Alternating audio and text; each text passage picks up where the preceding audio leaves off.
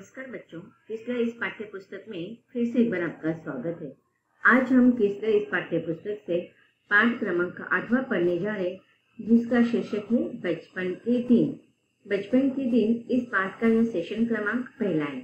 बचपन के दिन इस पाठ में डॉक्टर APJ अब्दुल कलाम इनके बचपन के कुछ संस्मरण को चित्रित किया गया है। चलिए बच्चों, सब लोग पाठ्य पुस्तक निकालेंगे। पाठ्य पुस्तक के द्वारा हम इस पाठ को विस्तार से समझेंगे। साथ ही हम डॉक्टर APJ अब्दुल कलाम इनके बचपन के जीवन काल से हम संबोधित होंगे, परिचित होंगे। बचपन के दिन इस पाठ में स्वयं डॉक्टर APJ अब्दुल कलाम इन्होंने अपने बचपन की यादों को बताया। शुरुआत के परिच्छेद में वह हमें उनका जन्म कहाँ हुआ, उनके माता पिता का संक्षिप्त परिचय दे रहे। अब देखिए यहाँ पर जो चित्र है वो किसका है, डॉक्टर APJ अब्दुल कलाम। मेरा जन्म तमिलनाडु के रामेश्वरम कस्बे में एक मध्यम वर्गीय तमिल परिवार में हुआ था। तो बच्चों देखो यहाँ पर मेरा इस शब्द से किसका अर्थ लेना, हमें क्या अर्थ लेना है। तो मेरा यह किसके लिए कहा गया है, तो यह APJ अब्दुल कलाम इनके बारे में बताया गया है। अब डॉक्टर कलाम यह खुद अपने बारे में बता रहे हैं कि उनका जन्म कहाँ पर हुआ था, तमिलनाडु के रामेश्वरम कस्बे में हुआ था। अब देखिए हम डॉक्टर APJ अब्दुल कलाम इस नाम से उनको जानते हैं, लेकिन उनका पूरा नाम क्या था, अबुल पाकीर जैनुलाब्दीन अब्दुल कलाम, यह इनका पूरा नाम है।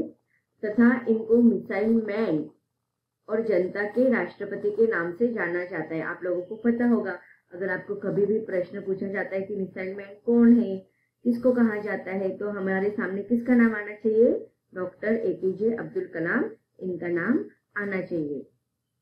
अब ये कौन थे, तो ये हमारे भारत के 11 भारतीय गणतंत्र के 11वें निर्वाचित राष्ट्रपति थे। वे भारत के पूर्व राष्ट्रपति के साथ साथ वह जाने माने वैज्ञानिक और अभियंता अर्थात इंजीनियर के रूप में विख्यात थे।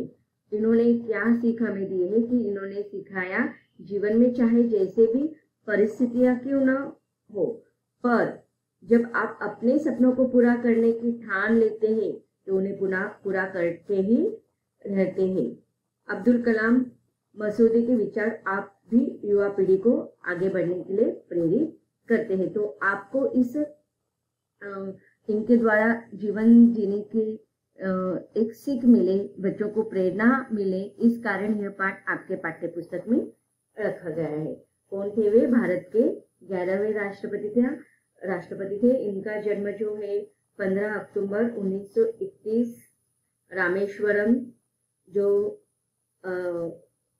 रमनाथपुरम जिला में हुआ था, जो तमिलनाडु में है। आपको एक वाक्य में प्रश्न पूछा जा सकता है कि डॉक्टर अब्दुल कलाम इनका जन्म कहाँ पर हुआ, तो आप उत्तर में लिखेंगे तमिलनाडु में, क्योंकि आपके पाठ्य पुस्तक में ये दिया है, इसलिए आपको लिखना है तमिलनाडु में उनका जन्म हुआ था। और उनकी मृत्यु कब हुई थी यहाँ पर नहीं दिया है, लेकिन आपको पता होना चाहिए 27 जुलाई 2015 में उनकी मृत्यु हुई थी। परिचित के पहले पंक्ति में वह बताते हैं कि मेरा जन्म तमिलनाडु के रामेश्वरम कस्बे में एक मध्यम वर्गीय तमिल परिवार में हुआ था। मेरे पिता जैनुलाब्दीन की कोई बहुत अच्छी औपचारिक शिक्षा नहीं हुई थी और नहीं वे कोई बहुत धनी व्यक्ति थे। इसके बावजूद वे बुद्धिमान थे और उनमें उदारता की सच्ची भावना थी। अब देखिए डॉक्टर कलाम जो थे वह एक सर्वसामान्य मध्यम वर्गीय मुस्लिम परिवार में इनका जन्म हुआ था, तमिल परिवार में उनका जन्म हुआ था। और इनके पिता जैनुलाब्दीन न तो ज्यादा पढ़े लिखे थे और न ही पैसे वाले थे। इनके पिता जो थे वो मछुआरों को नाव किराए पर दिया करते थे। और अब्दुल कलाम जो थे वे संयुक्त परिवार में रहते थे। यहाँ पर उनके परिवार की संक्षिप्त जानकारी इतनी ही दी है।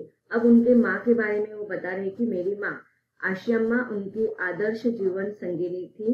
हम लोग अपने पुश्तैनी घर में रहते थे। पुश्तैनी घर अर्थात जो पूर्वजों से चलता आ रहा जो घर होता है उसे हम पुश्तैनी घर कहते हैं। रामेश्वरम की मस्जिद वाली गली में बना यह घर पक्का और बड़ा था।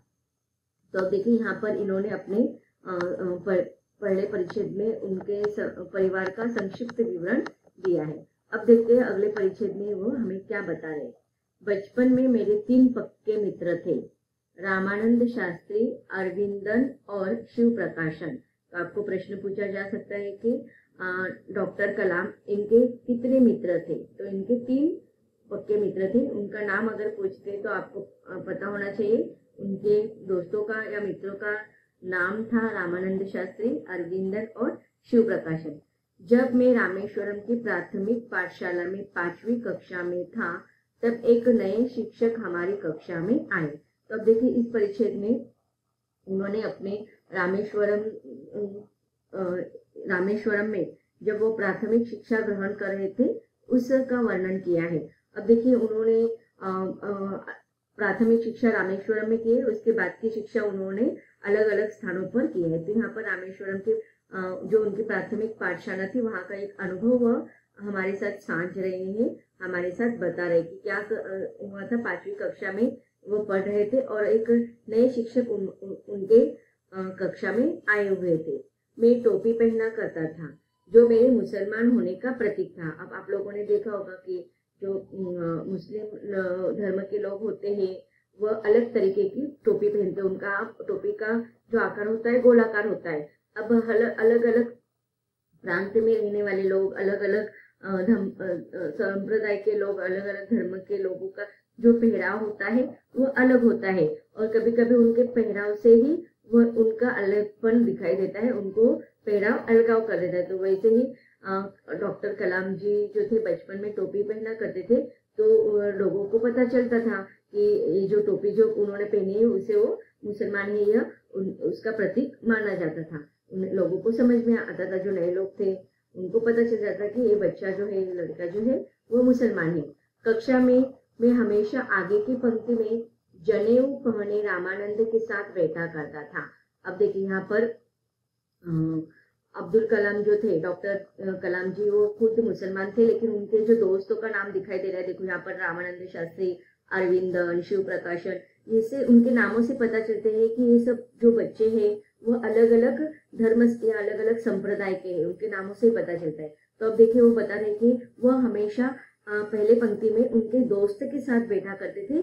जो उनका दोस्त जो था वो जनेऊ पहनता था। अब जनेऊ से हमें पता चल रहा है कि जनेऊ कौन पहनते हैं, तो जो ब्राह्मण के बच्चे होते हैं या ब्राह्मण जो होते हैं वो जनेऊ पहनते हैं। तो अभी देखो उनको यहाँ पर बताने का यही बताने जा रहे हैं कि वो जब बचपन में थे तो जो स्कूल में वो जाते थे वहां पर किसी भी प्रकार के धर्म का या संप्रदाय का भेद नहीं किया जाता था। सब लोग एक साथ शिक्षा ग्रहण करते थे, सब लोग एक दूसरे के साथ अच्छे से व्यवहार करते थे। इस धर्म के लोग आगे बैठेंगे, उस धर्म के लोग पीछे बैठेंगे, इस प्रकार का स्कूल में कोई भी ऐसा व्यवहार नहीं था। अर्थात स्कूल का वातावरण जो था या स्कूल का माहौल था वो बहुत अच्छा था। लेकिन यहाँ पर कलाम इनको जो अनुभव आया है नए शिक्षक के द्वारा उसका वर्णन वो यहाँ पर कर रहे हैं कि वो बताते हैं कि कक्षा में वो अपने जनेऊ पहने रामानंद नाम के दोस्त के साथ हमेशा पहले पंक्ति में, आगे की पंक्ति में बैठा करते थे। नए शिक्षक को एक हिंदू लड़के का मुसलमान लड़के के साथ बैठना अच्छा नहीं लगा। उन्होंने मुझे पीछे वाले बेंच पर चले जाने को कहा। रामानंद भी मुझे पीछे की पंक्ति में बैठाए जाते देख काफी उदास नजर आ रहा था। अब देखिए शिक्षक के द्वारा, चाहे वो नया शिक्षक हो, पुराना शिक्षक हो, लेकिन जब स्कूल में इस प्रकार का कोई भी व्यवहार करते हैं तो सही है या गलत है?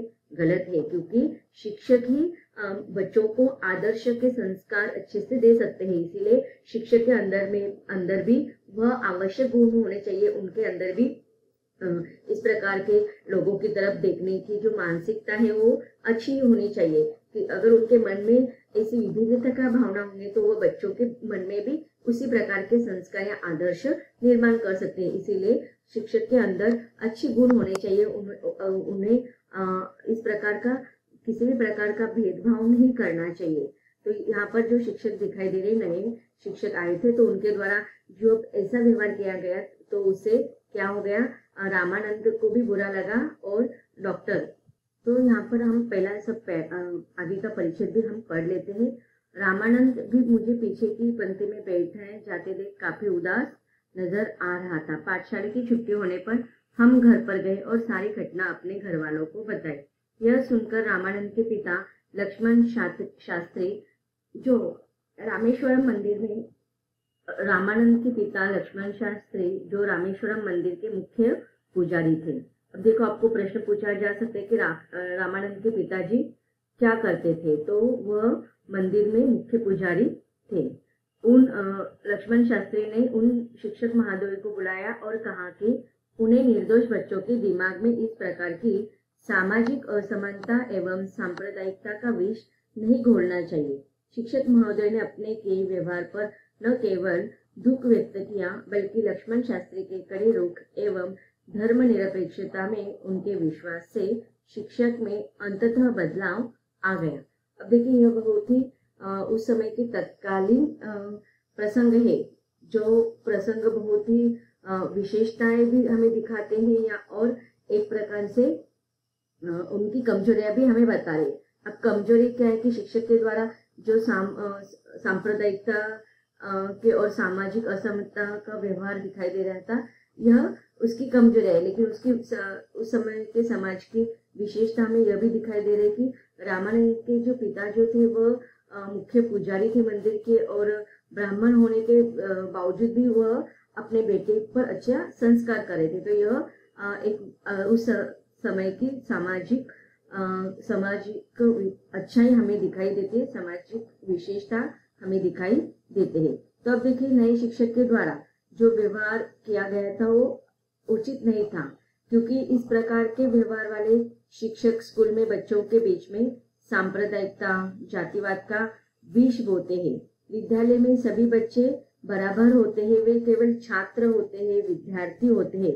न कोई छात्र हिंदू होता है, न कोई छात्र मुसलमान होता है, न कोई छात्र सिख होता है, न कोई छात्र ईसाई होता है। वो केवल विद्या अर्जन करने वाले विद्यार्थी होते हैं और सभी विद्यार्थी या छात्र होते हैं। इसलिए शिक्षक को उनकी तरफ एक विद्यार्थी या ज्ञान अर्जित करने वाले छात्रों के दृष्टिकोण से देखना चाहिए। इस प्रकार अगर उच्च सोच रखने वाले शिक्षक होंगे तो शिक्षक के द्वारा उच्च आदर्श बच्चों के अंदर पनपने लगेंगे।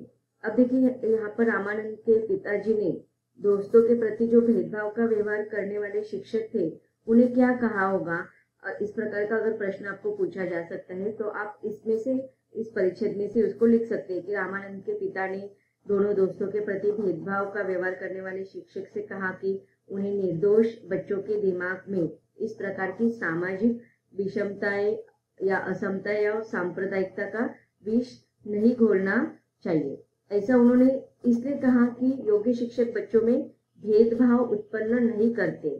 शिक्षकों को जाति, धर्म, संप्रदाय, गरीब, अमीर, उच्च नीच आदि भेदभाव से सदैव अलग होना चाहिए और सदैव अलग रहना चाहिए। तो बच्चों, अब तक हमने प्रस्तुत पाठ बचपन के दिन भारत के राष्ट्रपति मिसाइल मैन या मिसाइल पुरुष एपीजे अब्दुल कलाम जी के इनके द्वारा अपने बचपन की कुछ बातें को हमने समझा। उन्होंने जो बातें बताई है उसमें तत्कालीन भारतीय समाज की कुछ विशेषताएं तो कुछ कमजोरियां सामने आई है। अब और भी उनके तत्कालीन समाज की विशेषताएं और कमजोरी को और अब्दुल कलाम इनके बचपन की कुछ यादों को हमें पढ़ना है विस्तार के साथ और समझना भी है, लेकिन उसको हम इसके अगले सेशन में पढ़ेंगे और समझेंगे। धन्यवाद।